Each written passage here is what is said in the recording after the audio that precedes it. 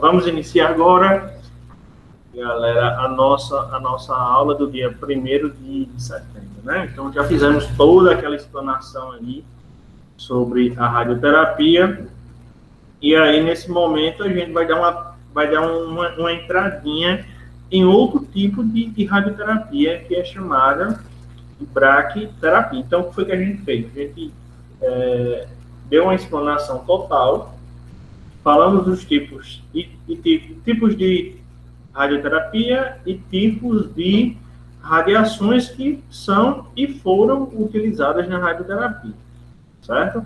Aí, eu comentei com vocês que a braquiterapia, ela deu uma estagnada, deu uma pausa, quando surgiu teleterapia de forma mais avançada, e posteriormente, quando estava tudo paradinho nela, ela voltou à tona com inovações tecnológicas, devido, na verdade, a inovações tecnológicas.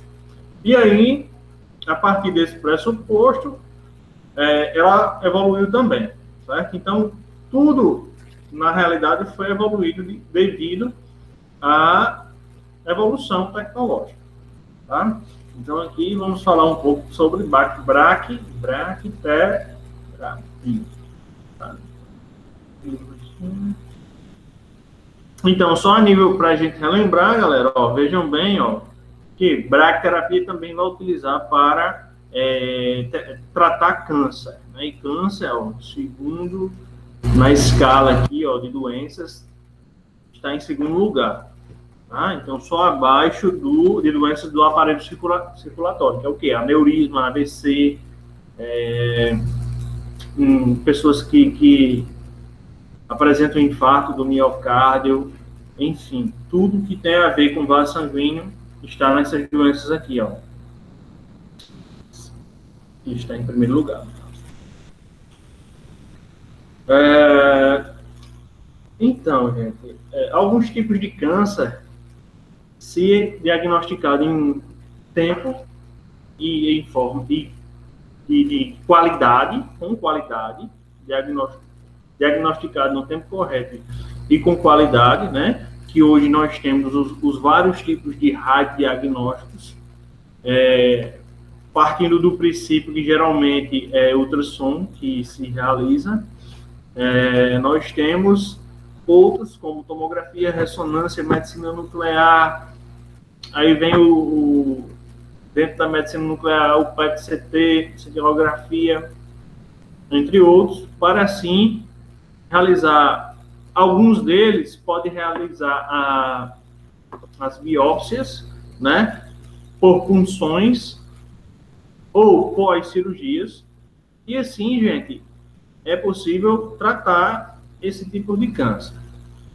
E os tratamentos, como vimos já, nesse caso aqui, a radioterapia, né, e existem outros que nós iremos abordar no final. Se tivermos na instituição, já iremos passar um seminário abordando isso. E, por exemplo, um tipo de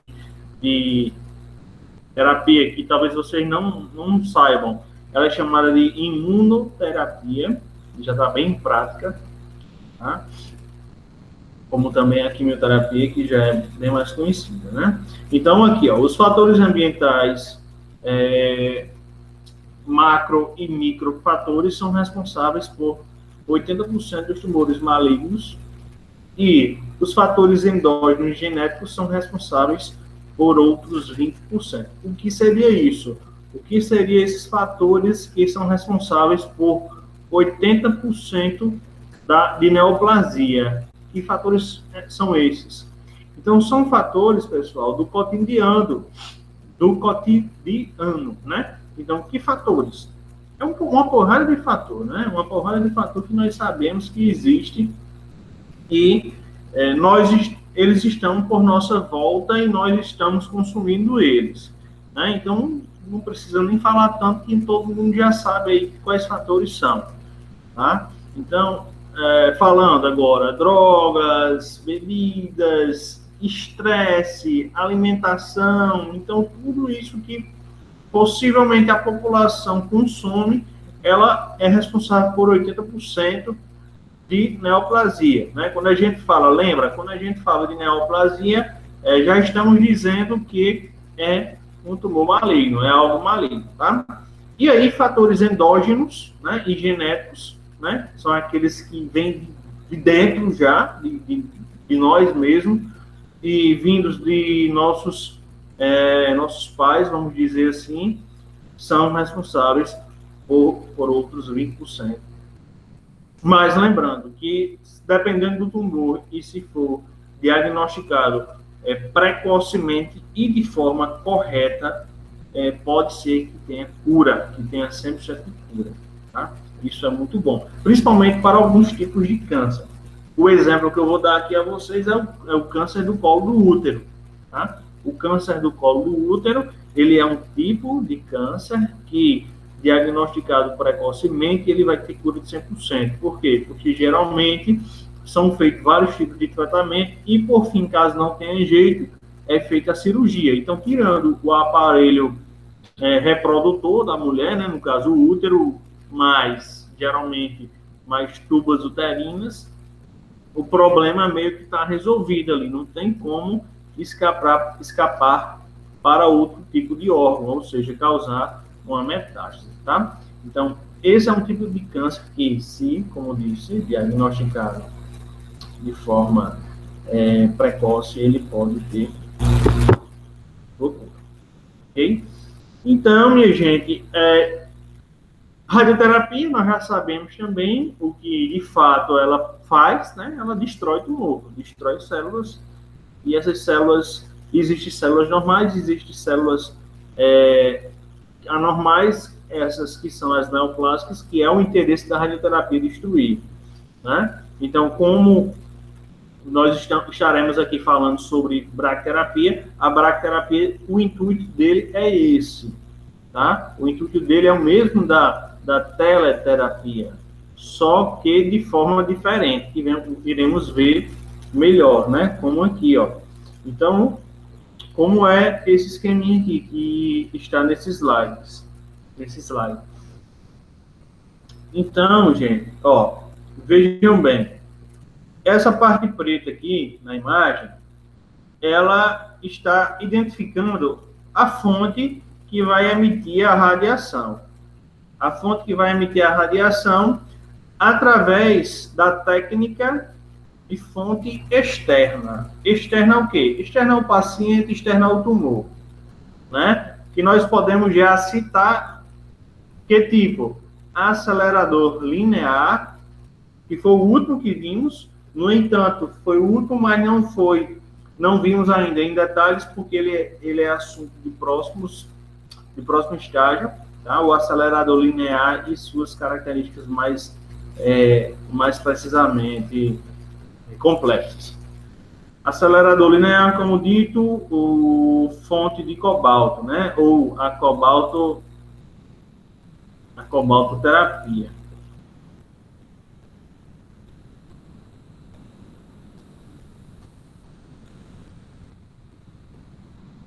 Cobaltoterapia.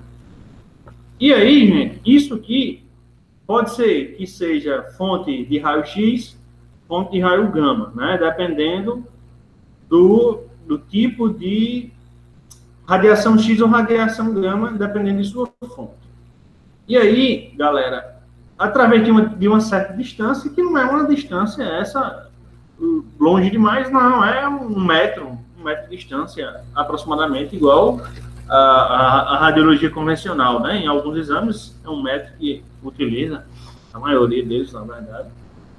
E aí, gente, a fonte está a longa distância da região a ser tratada, da região tumoral, né? Então, o tradicional, ó, lembra, o tradicional da radioterapia é esse slide aqui que a gente está mostrando para vocês, ó. O tradicional é isso. O não tradicional é a bracterapia. E sabemos que evoluiu, né? Mas nos seus primórdios era algo bem estranho, bem diferente. E perigoso. Foi bem perigoso nos primórdios, porque, na realidade, os pesquisadores, né, e quem já a utilizava, tinha em mãos o radioisótopo, né? E a gente sabe que o radioisótopo, nós não temos como desligar e ligar o radioisótopo, né? A não ser quando a meia-vida dele se finaliza. Né? Então, como mostra aqui, nós temos a fonte de radiação externa emitindo radiação para o paciente e sabemos que por algum fator irá destruir essa célula, certo? Irá destruir essa célula.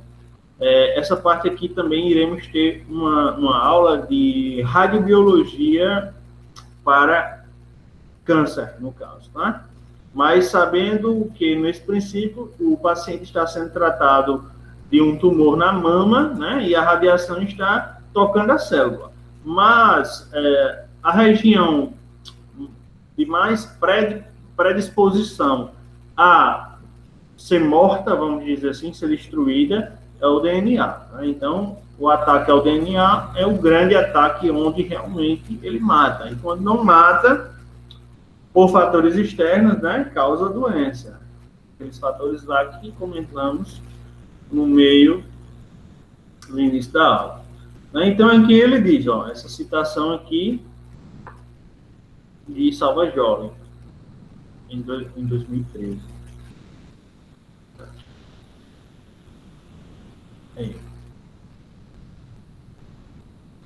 Então, a radioterapia, modalidade essencial no tratamento dos pacientes com câncer. Cerca de 60% a 70% dos pacientes doentes, eles vão receber a terapia com uso de radiação, certo? Sendo de forma curativa ou paliativa. Lembram que vimos isso, ó, na última aula, né? Então, gente, quem tem câncer, essa porcentagem aqui hoje, isso aqui foi dito muito antigamente, né? Então, hoje, essa porcentagem aqui possivelmente está em cima de 90%, certo? Hoje, eu digo, 99% de certeza que está em cima de 90%. Em todo paciente que tem câncer, 90% faz radioterapia, tá? Então, vejam que é uma área muito importante. Quem tiver condições de fazer uma especialização na área, futuramente vai ser pertinente. Eu não tenho especialização na área, mas já fiz um estágio nessa área, mas não tive a oportunidade de fazer especialização, porque não tinha na época. Quer dizer, tinha, mas era só em São Paulo. Aí fica difícil, né? Então, a radioterapia, minha gente, vejo que a gente está dando uma explanada aqui, mas a radioterapia, ela pode ser exclusiva, certo? Então, quando é que ela é exclusiva? Quando só é utilizada esse tipo de método para poder tratar um câncer. Mas também ela pode ser associada a outros métodos terapêuticos, como o mais conhecido é a quimioterapia, certo? Então, a quimioterapia é o método mais associado à radioterapia. E essa combinação, gente, ela pode ser ou pós-operatório, pós-tratamento com... Assim, misturei, na verdade. Mas, por exemplo, a quimioterapia, ela pode ser pré-radioterapia ou pós-radioterapia, certo? Ou em conjunto com a radioterapia, certo? Vejam, um tratamento por radioterapia, ele pode ser associado a outros métodos de tratamento também, que pode ser antes, pode ser depois da radioterapia, ou pode ser no momento que o paciente esteja fazendo a radioterapia. Aí quem é que vai decidir? Quem vai decidir não somos nós, né? Claro, são geralmente os radioterapeutas, né? Os médicos também oncologistas estão envolvidos nessa questão de tentar destruir o câncer. Também é utilizada a radioterapia ou outros métodos pós-cirurgia, pós-operatório. Também é possível. E como eu disse, existem outros métodos terapêuticos aqui, como, por exemplo, a imunoterapia.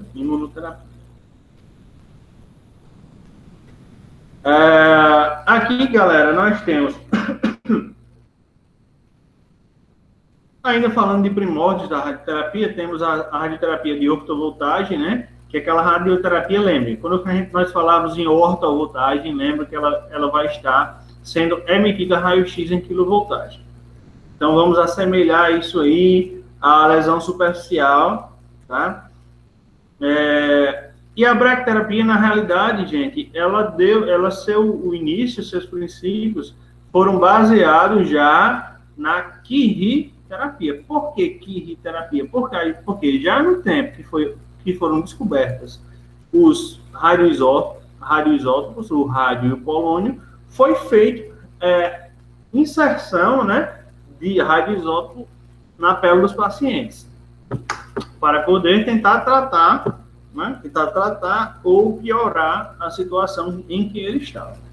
Porque foi um estudo, lembra, que é empírico, ou seja, um tipo de estudo, pesquisa de tratamento de forma aleatória, ao acaso, enquanto não se via que a radiação estava queimando, né, estava ficando vermelhinha a pele do paciente e não se retirava, né? Então, a partir do momento que começou a observar que, ao invés de estar tratando a pele do paciente, estava modificando, estava deixando o tecido alterado, e aí foi visto que teria que ter uma dosagem ideal com um tempo também correto para que se tratasse através desse método.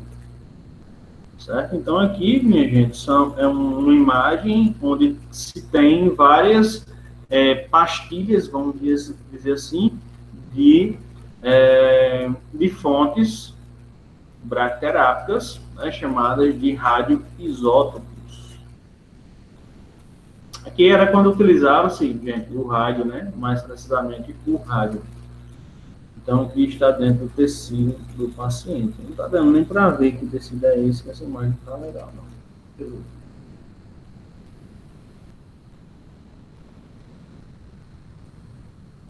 Está no meio aqui. Está no meio.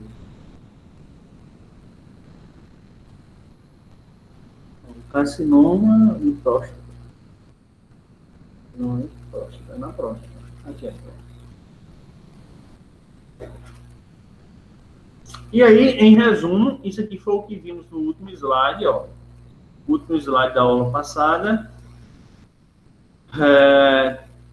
A teleterapia, temos os aparelhos de raio-x, né, que foi visto como Röntgenterapia, fontes seladas com cobalto e césio, menos o césio, mais cobalto, né, ou cobaltoterapia, ou bomba de cobalto, enfim, a utilização de cobalto. Lembrando que, como é teleterapia, a fonte, como já foi dito hoje, a fonte está a uma longa distância. E aí tem os aceleradores, né? Aceleradores lineares, que são aceleradores que emitem, na verdade, raio-x, né?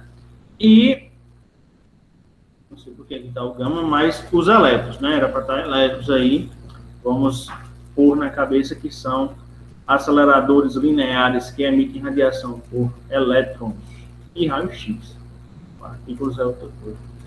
E aí vamos pôr em prática agora a bracterapia, né? Então, a bracterapia é um tipo de tratamento que utiliza a fonte a curta distância, né? Então, na realidade, essa curta distância é implante. Ela na realidade, é implantada dentro da região a ser tratada, certo? Então, implante mesmo. Mas, no princípio, ela foi só encostadinha aqui, só encostadinha. Por exemplo, ó, imagina que aqui é uma fonte de rádio, né? Então, está tratando uma tumoração, que está aqui, ó. Ou tratando, por exemplo, um queloide, galera. Tratando queloide, né? Queloide. Ou então tratando uma infecção fúngica. Era tratar tudo isso com radioterapia. Diga aí, minha gente. Tratar fungo, tratar queloide, né? Que é uma cicatriz hiperfibrótica com radiação, com radioisótopo, né? Então, não é interessante, tá? Até porque isso foi tirado de cogitação há muito tempo já, né? É tanto que nós falamos hoje que a radiação, por tratamento, aí ela trata mais câncer, né? Trata mais câncer do que outros tipos de doenças. Certo, minha gente? Então, esses implantes aí, esse tratamento por bracterapia, ele na realidade são implantes de partículas radioativas, né? De fontes seladas que são inseridas realmente no corpo do paciente, no local que está doente. Se for a próstata, inserir na próstata. Se for na mama, inserir na mama. Aí você me pergunta, mas por que tratar câncer com a inserção da radiação no local? Não é uma coisa invasiva e tal. É invasiva, tá, gente? É invasiva sim, mas é o seguinte, geralmente as fontes que são empregadas nesse tipo de tratamento, nesse tipo de tratamento, o que é que ocorre? A radiação que está sendo emitida, gente, é o seguinte, geralmente a radiação beta, alfa, beta e gama, em menos casos, certo? Porque a radiação, como nós sabemos que a alfa e a beta não vai tão longe, ó, ela fica emitindo radiação em volta lá da semente radioativa. Então, poucos centímetros, vamos dizer assim, pouquíssimos centímetros. Então, se ela está dentro da lesão, ela vai estar lá trabalhando o seu tempo de meia-vida, né? O seu tempo de meia-vida, em alguns casos, somente nessa região que está sendo tratada, certo? Então, não está saindo para o lado externo do corpo do paciente a radiação, mas está lá no localzinho sendo emitida a radiação. Então, aqui são alguns exemplos de radiação que são utilizadas na bracterapia. O césio, o irídio 192, o irídio ainda é muito utilizado, certo? O rádio 226. Então, o césio, no caso, são o quê? São isótopos, né? São radioisótopos, porque existem outros tipos de isótopos, radiativos ou não radiativos, desses tipos de elementos. Então, aqui, ó, aqui nessa imagem, minha gente, é o seguinte, apresentando uma imagem em corte mediano, corte bem mediano, evidenciando a região lateral do aparelho reprodutor feminino, né? Então,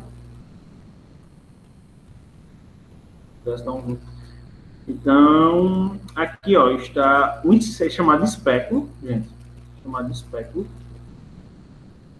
Esse espéculo é como se fosse um exame preventivo, né?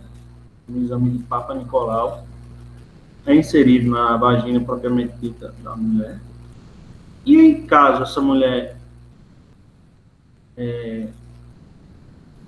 irá fazer um tratamento por bracterapia, aí é inserida a fonte no local. No caso aqui, a gente está tentando falar para vocês que é sobre um câncer de colo do útero. Tá? Então, essa parte branca aqui, ó, que vocês estão vendo, é um aparelhinho que é posto com pastilhas de radiação que fica tocando o colo do útero da paciente. Ah, professor, quer dizer que essa paciente ela vai ficar com isso, vai andar com isso? Não.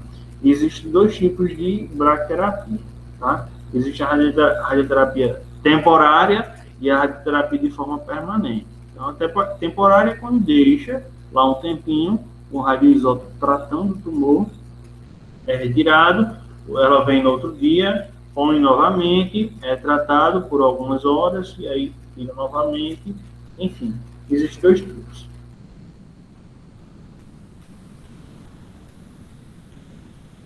Pronto. Tá aqui, ó. Então, os métodos de Ô, Mário, Oi. licença. Esse tratamento é indolor ou dói? Quando como é que eu digo, invasivo, utiliza anestesia. Mas Tá, quando não é tão invasivo, não precisa não, porque as agulhas são tranquilas. Põe só o anestésico local, tópico. Ok? Então, no caso, no início, a bracterapia, gente, ela era utilizada como fonte superficial, né? Como eu disse aqui, ó. Colocava-se na pele, colocava-se na pele e aí tratava. Ficava tratando lá, geralmente aquele sinalzinho, aquela manchinha estranha, aquele queloide, aquela infecção fúngica, né? Então fazia isso aí com essa bracterapia superficial. Aí existe a bracterapia intersticial. Intersticial, o que é isso?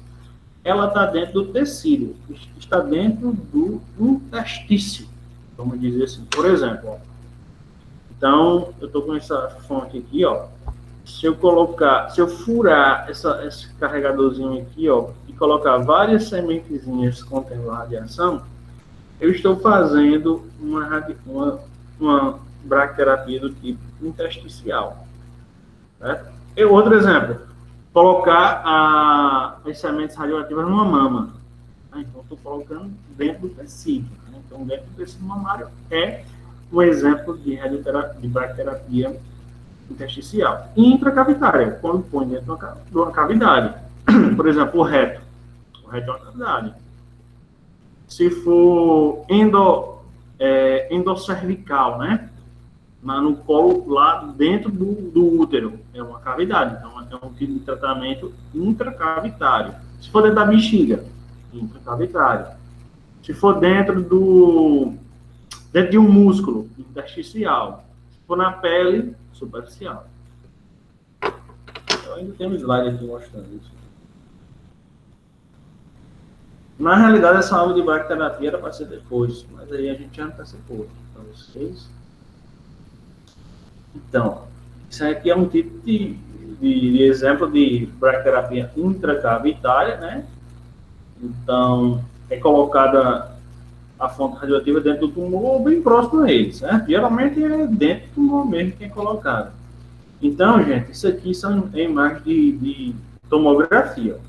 Essa imagem aqui é uma tomografia axial. Essa daqui é uma tomografia no plano sagital. Tá? E aí, o tumor aqui está gigante, né? A paciente está com um tumor gigante no útero. Isso aqui é a pelve. É um tumorzão gigante, que nesse caso aí, se for a inserção do radioisótopo na cavidade, vamos dizer assim, uterina propriamente dita, aí é intracavitário, né? Mas aí se for dentro inserido furando mesmo o tumor, aí já passaria a ser intersticial, né? Então aqui, ó, paciente com carcinoma invasor ó, do colo do útero. Então isso aqui é o colo do útero. Aqui já está mais danificado, mais um pouquinho não inicial, certo? Então, caso a paciente fosse realizar uma bracterapia, ia colocar a radiação aqui próximo para tratar nesse local. Se ela tiver mais profundamente no útero, aí já põe a radiação mais próximo da região a ser tratada. Professor, como é que a gente vai saber que a paciente está assim, está assado? Vai saber com os vários tipos de diagnósticos, né? Pronto, isso aqui, gente, isso aqui é citologia, né? Citologia do colo do útero é um exame bem indolor, podemos dizer, né? Que é justamente preventivo, que toda mulher sexualmente ativa, ela deve fazer, não pode ter vergonha de fazer esse exame, porque um exame simples e barato, ele pode encaminhar a mulher para outro tipo de diagnóstico mais preciso, mas já que dá um norte, vamos dizer assim. O preventivo, né, ele já dá um norte à mulher. Por que eu estou dizendo isso? Porque essas imagens aqui, elas são justamente imagens de um raspado, vamos dizer, de uma colheita cervical, né, no colo do útero, onde, através da abração da espátulazinha, ela arrancou células do colo do útero e, posteriormente, após alguns preparos, foi visto no microscópio, né? Aquele microscópiozinho que é utilizado em mesas de laboratório, foi conseguido observar essas células aqui. Ó. Então, todas as células que estão sendo mostradas nesse slide, gente, elas estão alteradas, certo? Pronto, essa daqui, ó, é a menos alterada que temos aqui nesse slide. Ó. Então, imagina que o tecido desse local aí, do colo do útero, ele é para ser revestido totalmente com células assim. Ó. Essa parte azulzinha escura é o núcleo, certo? E essa parte aqui, ó, externa, é o citoplasma. Quando arrasta a espátula na lâmina, que é um pedacinho de vidro, às vezes meio que estoura a célula ou deixa o citoplasma dobrado. Tá? Aí, às vezes, ocorre a visualização um pouco ruim. Mas, enfim. Ô, Mário. Oi. Mário, é normal nesse exame preventivo sangrar, haver o sangramento na hora do raspado? Às vezes, Ou isso quer dizer alguma coisa já? não quer dizer não. O normal é não sangrar, sabe? Mas também não é muito anormal sangrar, não. Agora, se sangrar muito, às vezes tem que fazer até uma nova coleta.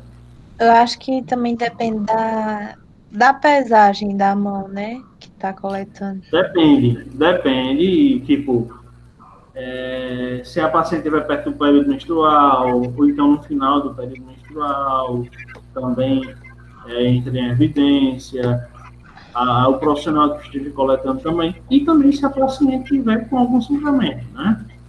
Então, se a paciente tiver com sangramento, pode ser que venha, mas geralmente é tipo a inserção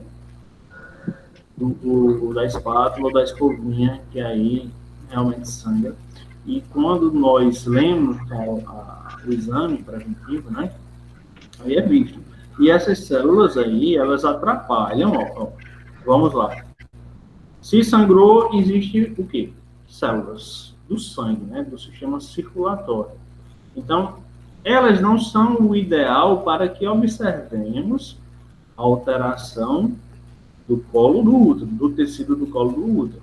Certo? Então, sangue é sangue. Acabou a história. São hemácias. Não dá para ver isso que a gente está vendo aqui, não.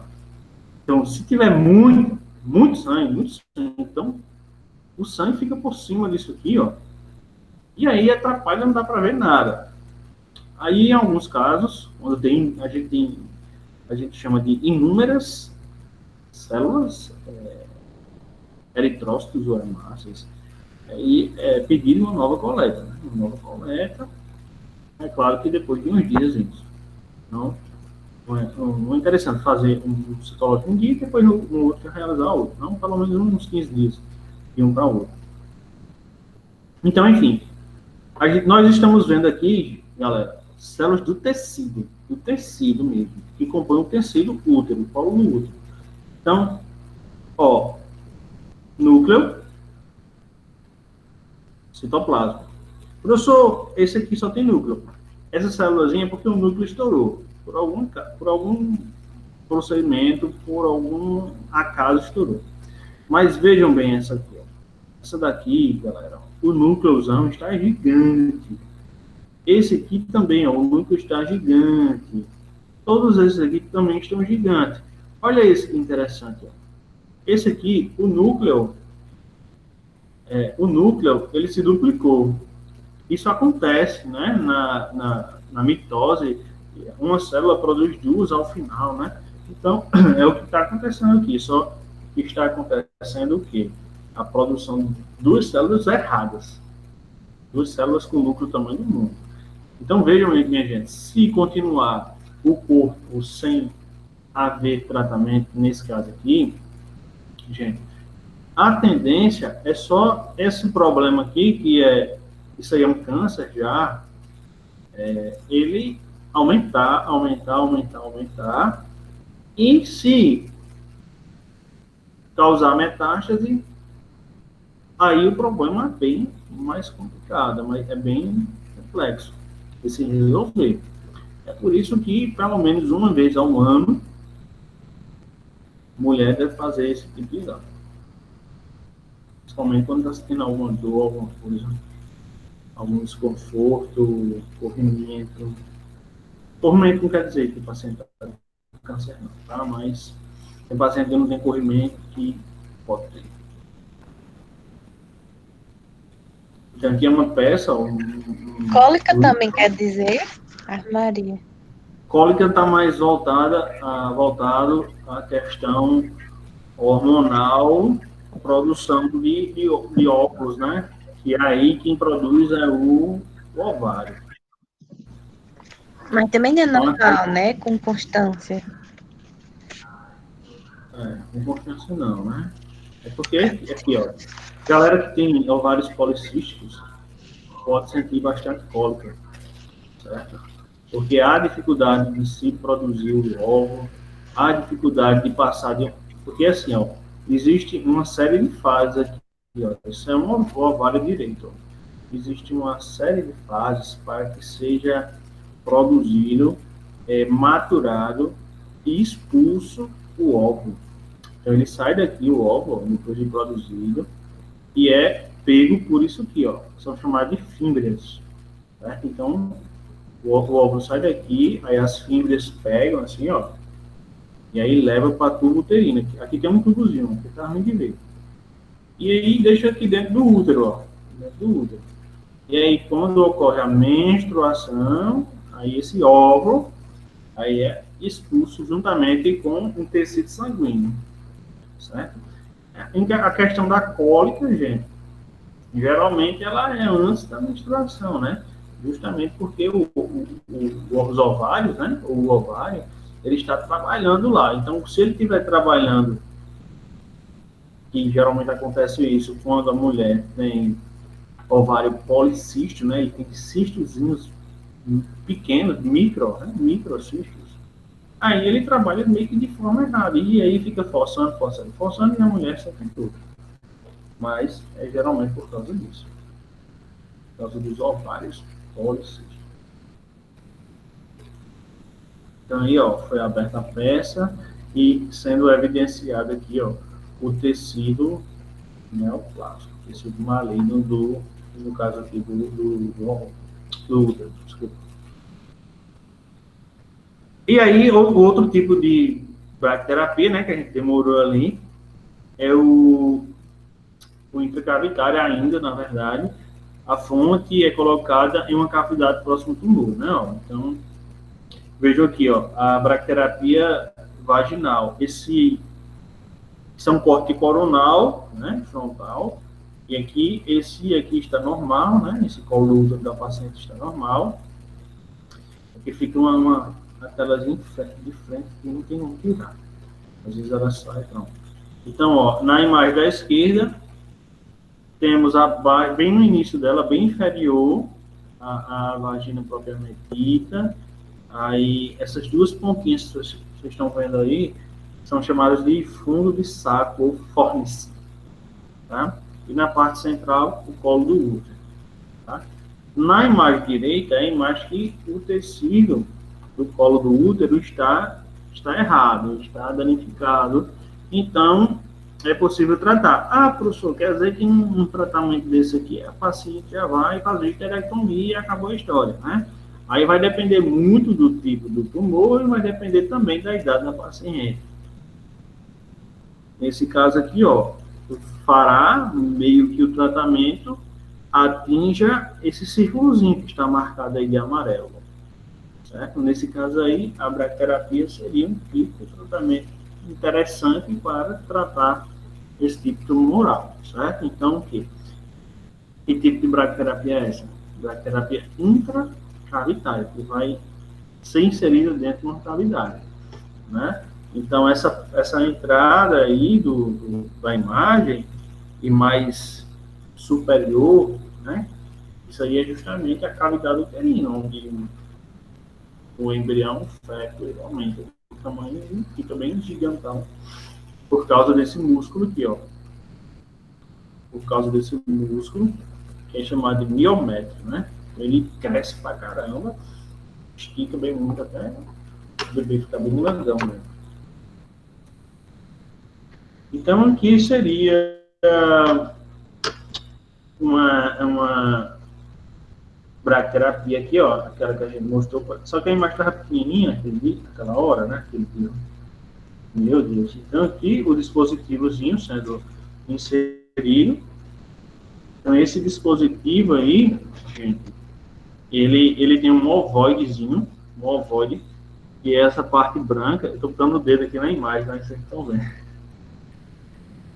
E se eu mexer aqui o mouse, aí fica no meio. Mas, enfim. Nessa imagem embaixo, a inferior, gente, vocês estão vendo aí o colo do útero da paciente com a inserção do dispositivo para a bracterapia. Nele está sendo utilizado aí um ovoide. Esse ovoide, essa parte branca, está impregnada de fonte de radiação. Tá? Então, essa radiação ela vai estar ali, ó, no localzinho ali, emitindo radiação, pouquinha radiação, para se tratar um tipo desse aqui, ó, como é mostrado aqui, que está articulado, de neoplasia do colo do útero. Certo?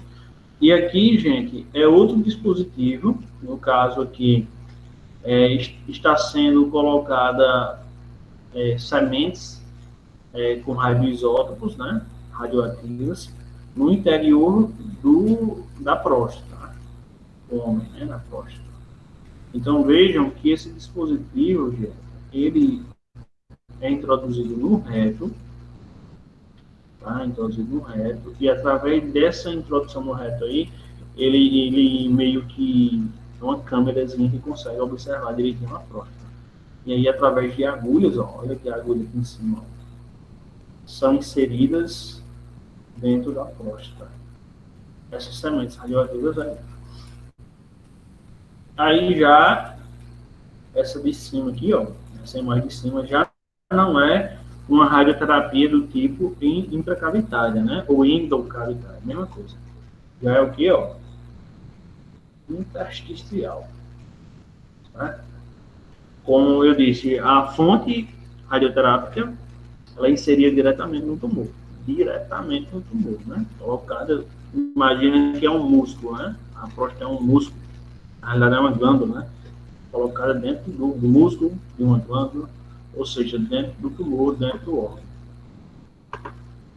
Furando o órgão, vamos dizer assim. Quando é furando o órgão, é intersticial. Quando é colocada dentro de uma cavidade, um buraco, é intracavitário. Certo? Então, aqui nós temos um colo do útero de jeito nenhum.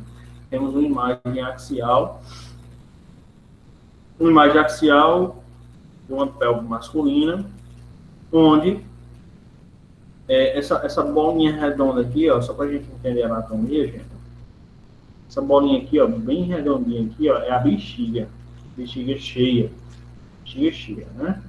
Então, vamos voltar para essa imagem, ó.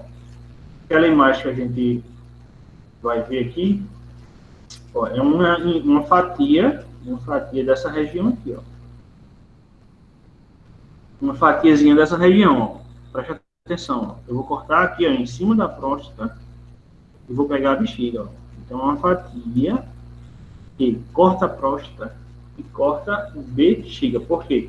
Porque a próstata está colada à bexiga. E dentro da próstata passa um canalzinho, que é o primeiro canal que sai da bexiga para a próstata. primeiro canal da uretra, na verdade. Ele é chamado de uretra parte prostática. Desculpa aí, enganchou. Mas é a uretra parte prostática. E assim, quando o paciente está com uma próstata dessa aqui, ó, está, olha aqui, a próstata embaixo da, a próstata embaixo da bexiga, né? Você está vendo aí um corte axial.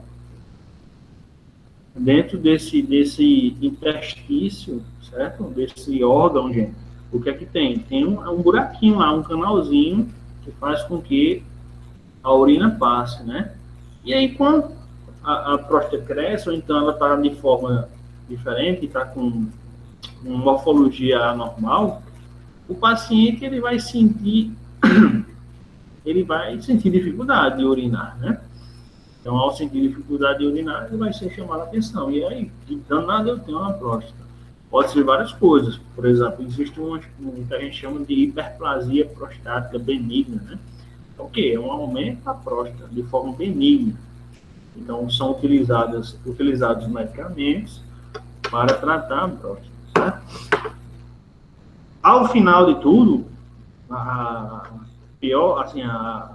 em último caso, é realizado a cirurgia para a retirada da próstata, né? A prostatectomia. Certo?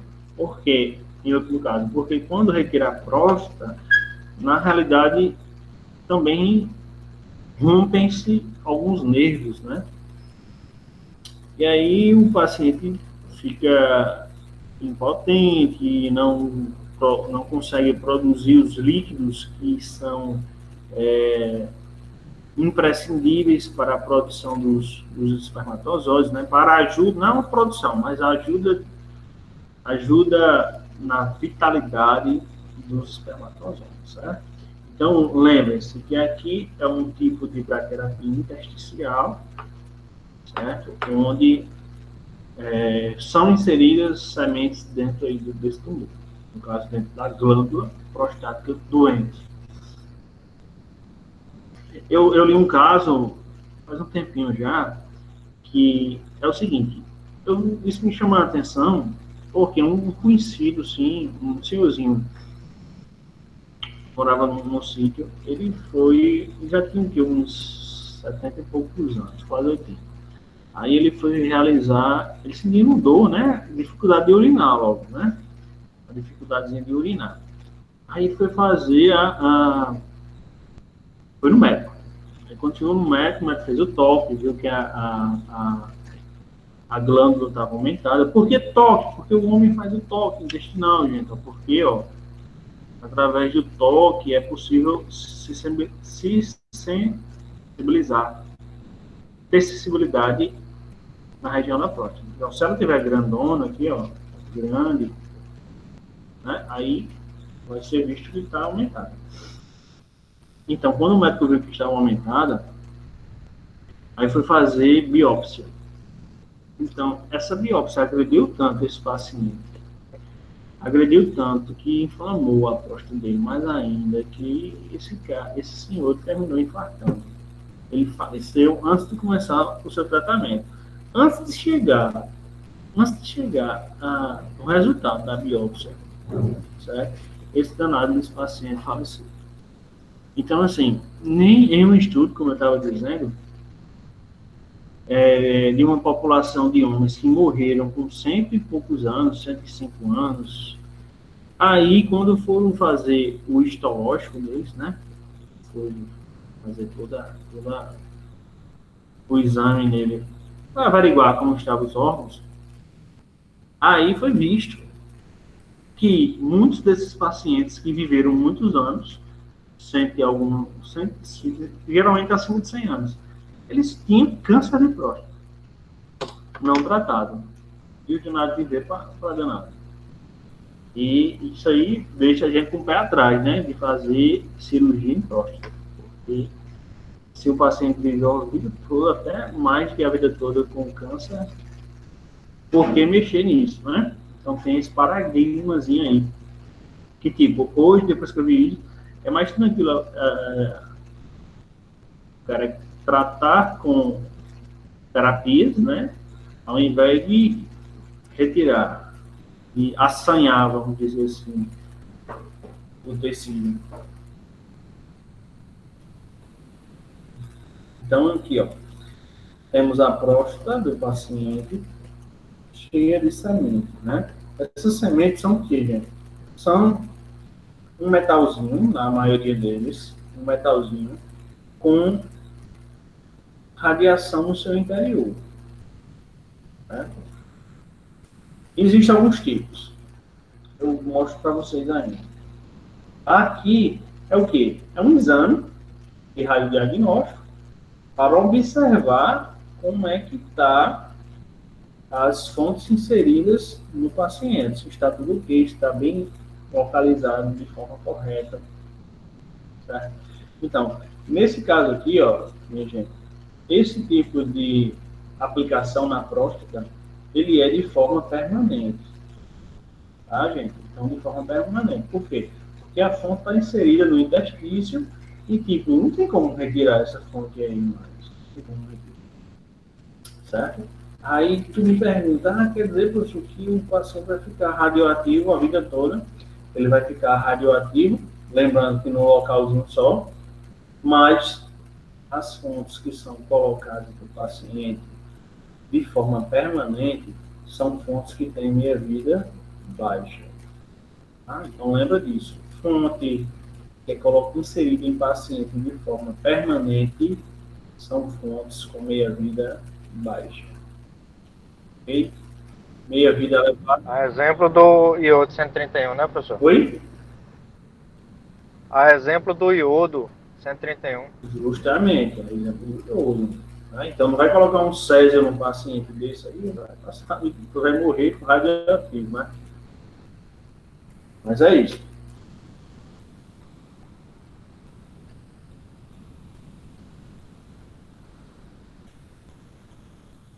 Então, aqui é um exemplo mais inovado aí de bracterapia superficial, onde a fonte é colocada sobre a pele, né, na superfície da pele. Então, é um tipo de tratamento que serve para tratar doenças da pele, aí, principalmente neoplasia. Então, isso aí já une a teleterapia superficial que a gente viu, né? Teleterapia superficial e agora bracterapia superficial. Deixa eu ver isso aqui. Então, essa imagem aqui é antigona, gente, antigona, né? Então, essa paciente, ela era cheia de lesões na pele, na região do couro cabeludo, certo?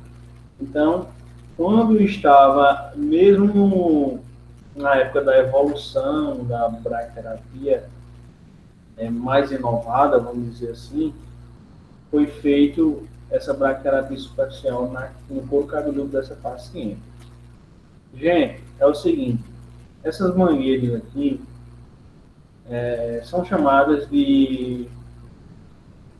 na realidade de bracterapia pós-carregamento, onde essas mangueiras inserem a semente aqui e depois elas sugam de volta para dentro desse dispositivo. Tá? Então, nesse caso aí, a semente ela não fica na cabeça da paciente, ela é retirada, beleza? Então, aqui, ó, nós temos algumas sementes. Eu nem falei para... como eu disse, eu fui meio doido hoje. Eu pulei a aula inicial. Mas, enfim, dá para a gente acompanhar. Aqui é um tipo de semente, ó. Sementezinha que é um metalzinho. Geralmente é titânio, que é produzido. E aí são inseridos os raios isótopos dentro dessas sementes aqui. Imagina que é uma sementezinha de arroz, tá? Então, como eu disse a vocês, gente, os tipos de implantes ou os tipos de sementes, eles podem ser de forma temporária ou permanente, né? Ó, um parênteses aqui que a gente tem que falar para vocês, ó, é que, ó, de forma permanente, o radioisótopo utilizado deve possuir tempo de meia-vida curta. Eu lembro disso, ó.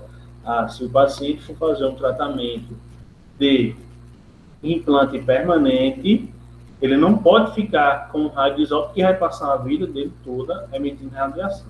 Tem que ser radioisótopo de vida curta. Então aqui, gente, tem alguns, para a gente finalizar essa parte de hoje, não finalizando bracterapia, estão aqui algumas fontes radioativas utilizadas na bracterapia, tá? E o seu tempo de meia-vida, como também a sua energia, tá? Então aqui, ó, temos o rádio 226. O rádio 226, ó, está aqui, é um rádio isótopo, né? Energia média de 0,8 megavoltagem, né? Então, uma radiaçãozinha até que alta já. Aí, seu tempo de meia-vida, aproximadamente 1.600 anos, certo? Então, esse tipo de fonte, gente, que tem um poder radioativo relativamente alto já, tem meia-vida elevada, ele vai ficar no paciente de forma temporária. Tá? Temporária. Aqui, ó, Americio 241, 60 kV. 60 kV é baixinho, né? É baixinho, mas olha o que aqui, ó, o tempo de meia-vida, 432 anos, né? Então não tem como ficar no paciente. O Césio 137, ó, 662 kV. Aí você até me pergunta, qual é a grande diferença do césio para o cobalto que era utilizado na teleterapia? A gente está puxando agora para a teleterapia, né? Por que não usou o césio? Olha aqui, ó. Porque se procurava, gente, ó, se procurava um tipo de fonte radioativa que tivesse uma energia maior. E foi encontrado, ó, apesar do tempo de meia-vida mais baixo, uma fonte que conseguisse emitir raio gama, né, em uma megavoltagem. Então, foi conseguido o cobalto 60, tá? Então, o aspecto negativo aqui para a teleterapia, gente, foi justamente a sua meia-vida, que era de 5 anos, né? Então, assim, tipo, quando passava 5 anos, já tinha a metade, 50% do seu poder radioativo. Então, teria que mudar, porque aí os pacientes, se você fosse tratado com esse material, com esse tempo de meia-vida pela metade, já, né, ele teria que aumentar o tempo de tratamento. Então, meio que ficar descompensado. Então, teria que trocar a fonte radioativa, né? Então, lembrando, gente, isso aqui entra em desuso, né? O uso do cobalto para a teleterapia, porque chegou os aceleradores lineares. Então, isso aí deve ter máquina ainda aí. Eu acho que não está funcionando mais, mas ainda existe essa máquina. Então, 30 anos de tempo de minha vida e 5 anos. É interessante a gente saber pelo menos o césio, né? E o cobalto, porque são fontes que a gente fala muito, às vezes não lembramos do tempo de minha vida e a sua energia. Então lembra, ó, Césio 137 do acidente de Goiânia. Césio, acidente de Goiânia. Tem 662 kV, né? Não é uma quantidade tão exorbitante com outras fontes, mas causou vários danos lá em Goiânia, né? Tem um tempo de meia-vida de 30 anos. Então, esse tempo de meia-vida de 30 anos foi o grande fator prejudicante aí nesse caso, né? E aí, a fonte de cobalto 60 tem uma energia, o dobro do césio, né? De 1,25 megavoltagem, uma energia muito maior, mas tem o tempo de meia-vida de 5 anos em média.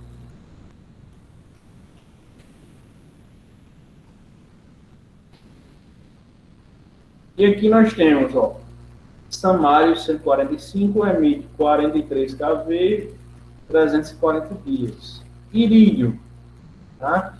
Então, esse aqui é um dos tipos de fontes que é bastante utilizado na bracterapia, tá, minha gente? Uma das grandes fontes que são utilizadas na bracterapia. O irídio, ó, 397 kV, 74 dias só. Então, aí já é utilizado. Iodo 125, tem o iodo 131 também. 60 dias, ó. 60 dias. Iterbio 169, 32 dias, ó. 93 kV. Paládio também utiliza-se, ó. Tempo de meia-vida 17 dias, 14 dias. E aí, ó, o Césio 131, ó, olha que interessante, ó. O Césio 131 tem 30 kV e o tempo de meia-vida 10 dias. Olha a diferença do Césio 137. Então, isso aí, gente, é o que a gente chama de quê? Chamamos de radioisótopo, né? Radioisótopo. Ou seja, tem o mesmo número de próton e diferente número de massa. A massa dele é diferente. Por quê? Porque através de reações nucleares foi modificado o seu núcleo atômico, deixando ele geralmente mais potente, né? Geralmente mais potente. E o Césio 137. Então, só um minutinho.